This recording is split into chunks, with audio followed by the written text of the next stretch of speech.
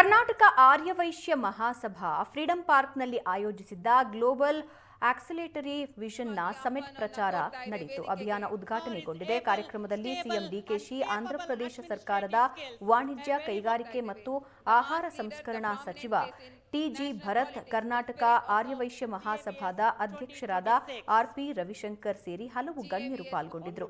Karnataka Aryavaishya ಮಹಾಸಭಾದಿಂದ December 25, 26, 27ರವರೆಗೆ 3 ದಿನ ಬೆಂಗಳೂರಿನ ಅರಮನೆ ಮೈದಾನದಲ್ಲಿ ಗ್ಲೋಬಲ್ ಆಕ್ಸಿಲರೇಟರ್ ವಿಷನ್ ಸಮಿಟ್ ನಡೆಯಲಿದೆ. ಕ್ರಿಯಾಶೀಲ ಯುವ ಉದ್ದಿಮೆದಾರರನ್ನ ಉತ್ತೇಜಿಸುವುದು ಈ ಸಮಿಟ್ನ ಮುಖ್ಯ ಉದ್ದೇಶ ಆಗಿದೆ.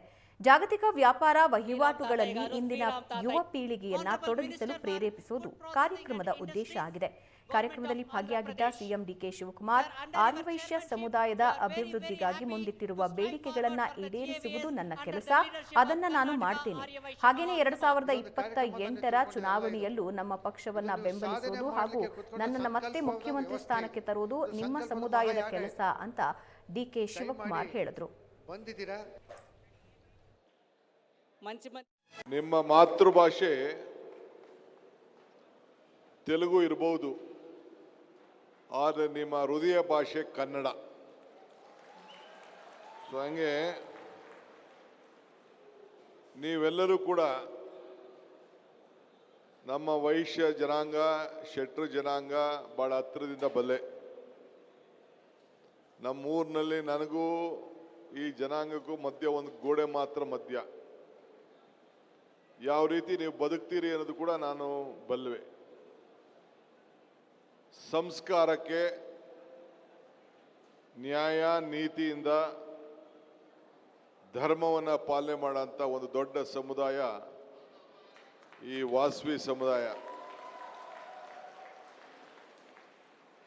ಭಾಷಣ ಮಾಡ್ಬೇಕಾದ್ರೆ ಯಾರೋ ಮಾತಾಡ್ಬೇಕಾದ್ರೆ ಹೇಳ್ತಾ ಇದ್ರು ನಮ್ದೊಂದು ಚಿಕ್ಕ ಸಮುದಾಯ ಅಂತೇಳಿ.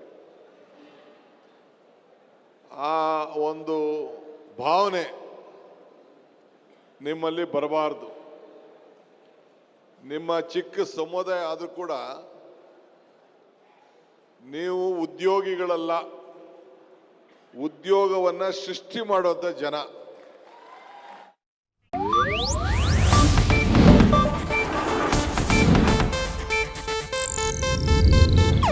ಇದು ಏಷ್ಯಾನೆಟ್ ನ್ಯೂಸ್ ನೆಟ್ವರ್ಕ್ ಪ್ರಸ್ತುತಿ.